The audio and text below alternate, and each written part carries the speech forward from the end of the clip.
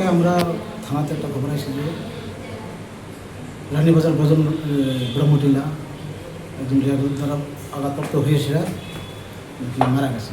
তখন আমরা সিপিএসের অর্ডারে আমরা তখন গেছি, গিয়ে সেটা আমরা জিজ্ঞাসা করছি। আশেপাশে লোকটুক জিজ্ঞাসা করার পরে জানতে পারছি যে 1-1.5 মাস আগে হ্যার ছেলে মারা গেছে, ট্রেনে আঘাতপ্রাপ্ত হয়েছে, হ্যার ছেলে মারা গেছে। তো সে প্রায় নাকি মদ খেয়ে থাকতো। তো ওই দিন ট্রেনের ধাক্কা খেয়েছে, সে মারা গেছে। যে মারা গেছে ইনভেস্টিগেশন চলছে, ইনভেস্টিগেশন করতে আছে, ইনভেস্টিগেশন চলছে। কি নাম যে মারা গেছে? নাম হিসাবে রজন স্বপন দেবনাথ, হ্যাঁ 60 স্বপন দেবনাথ, বাড়ি- 60। বাবার হচ্ছে রাজেন্দ্র দেবনাথ, বাড়ি হচ্ছে ব্রজনগর মজলিশপুর।